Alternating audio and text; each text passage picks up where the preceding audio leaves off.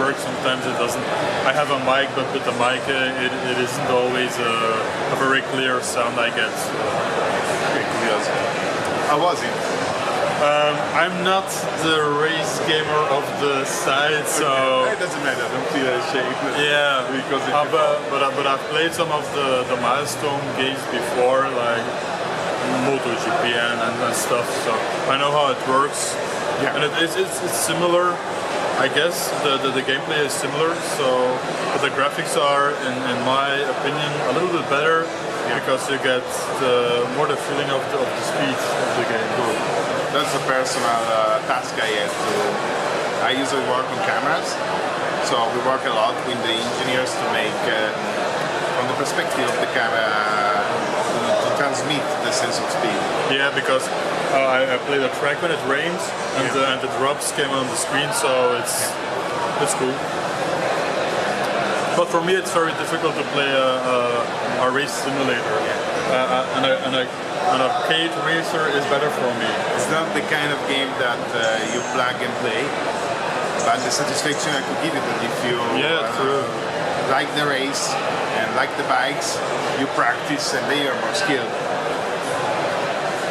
Yeah, so and you have to know the tracks a little bit, because if you don't know it and you don't have a minimap, left or right. Yeah, it's gonna be, but even with the minimap, you need to study the track. Because if you look at the minimap, you're already racing against the wall. Yeah.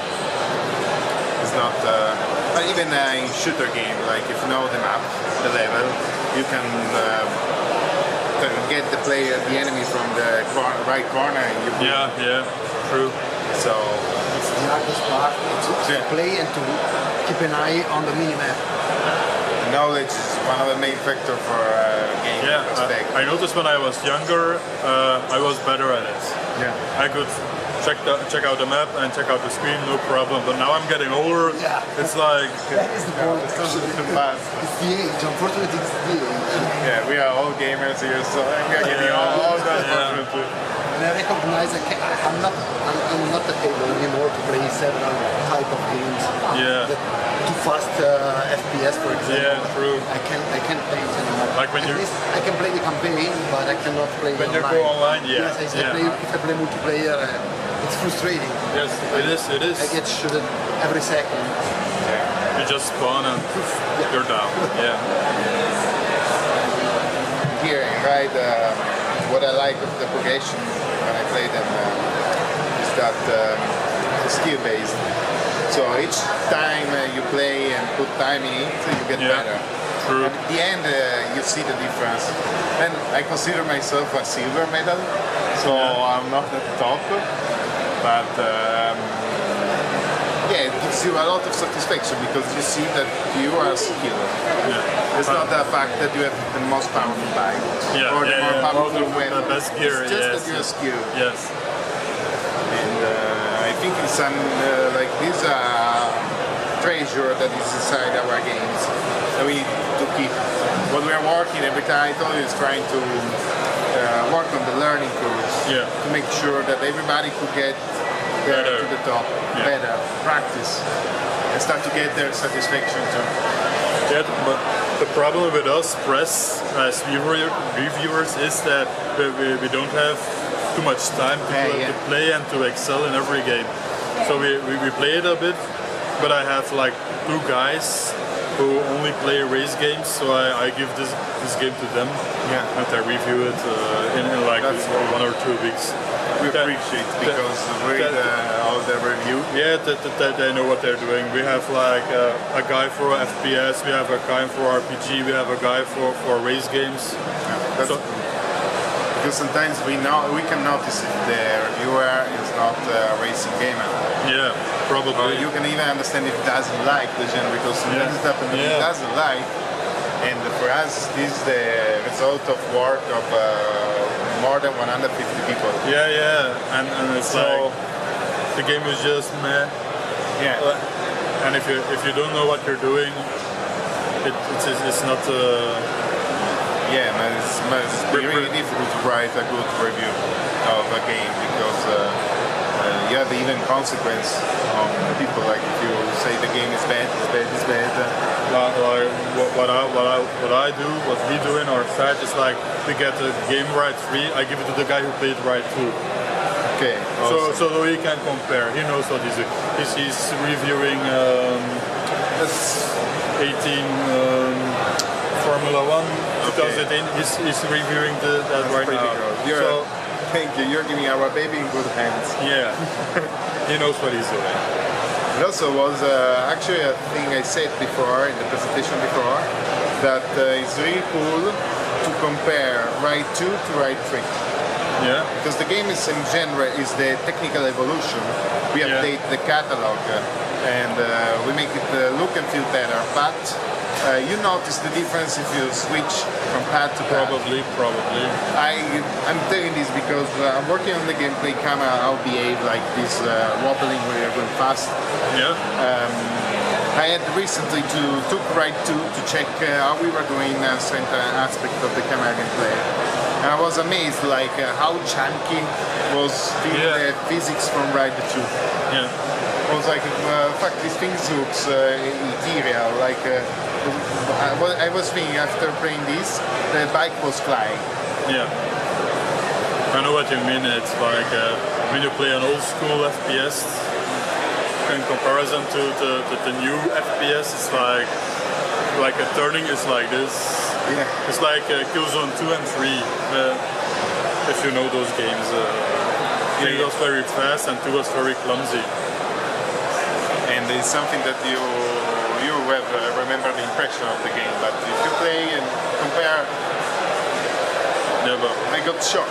So I went to the physics guys and said, you've done a great job. Like I also reviewed MotoGP, MXGP Pro, so You know, it's pretty good. yeah. I'm also here just to tell you. Yeah. What I do here is like, okay, what's new in the game, I put it in an article, I put that online. Like this gameplay, I have to admit, but when I'm the first one who puts gameplay of a game online, you get a lot of views, you get a lot of new followers on YouTube. So we're aiming at that also.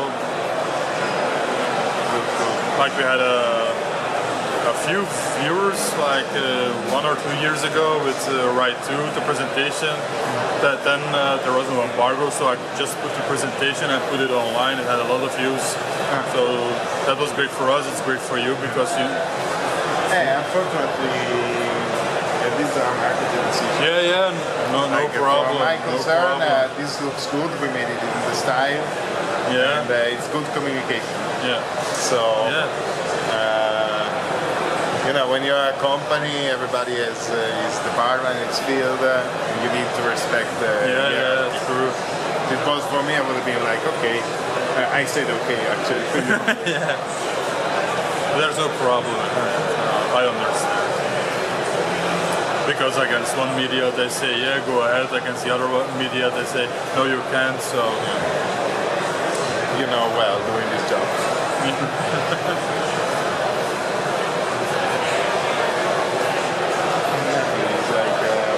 Are still working a lot. This was taken from the alpha version, so sometimes you see some little bug. It looks quite good for an alpha version. Especially like the background over there. So that's too bad with a race game. When you race, you have to look at your track and not at the environment. That's true, but at the same time, the artists still want to make everything beautiful and pretty. True. One technical thing that could be interesting that I was explaining to one journalist is like we are using a real engine that makes a lot of beautiful games, but what's specific of our usage of the engine is that we are going 300 kilometers per hour. So compared to other games that you're walking on going to horse at 10 kilometers per hour, the engine is loading the asset way faster. Yeah. So in Skyrim, or maybe in Skyrim, even the Breath of the Wild, the horse wasn't looking so fast. I don't know if you've noticed, you played them. That was a technical issue. Because if you go faster, the engine starts to load the things far away, yeah. and you see those graphic glitch. Yeah. And for racing game, for us, the huge technical challenge every time is to avoid those artifacts. Yeah.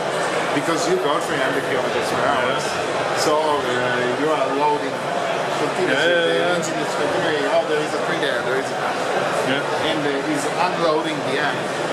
Otherwise, for the hardware, would be like, sorry, I got to go. Yeah, I know.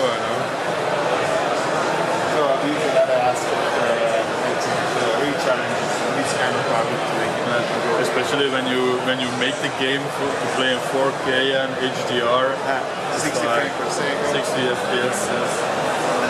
Here is 60 FPS. We will go only for Xbox One X. Yeah. PlayStation Pro, Xbox One X. Yeah. So the best hardware. Yeah. For the other version, we lock at 30. Otherwise, we get the channel.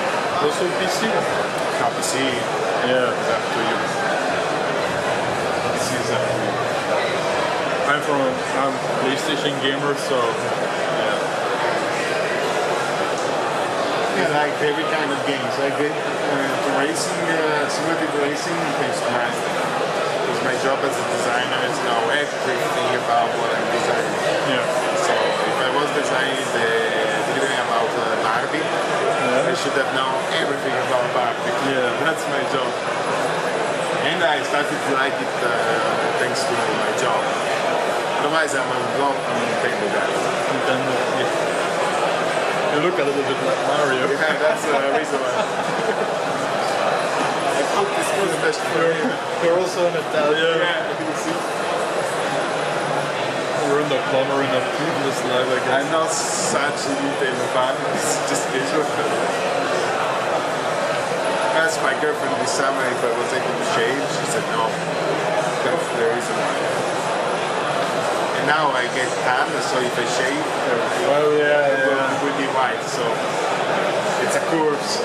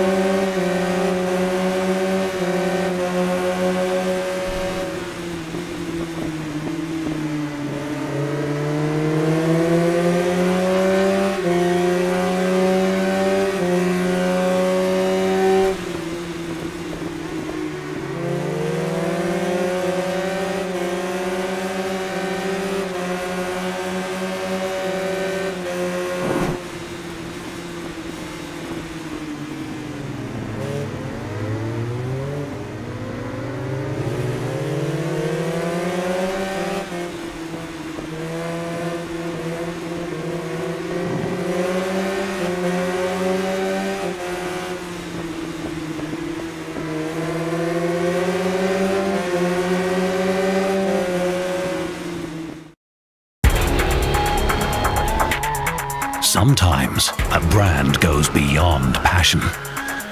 Sometimes it becomes legendary. Choose your favorite Ducati. From the ones that started the history to the ones that have just become part of it. Everyone has their own way. What's yours?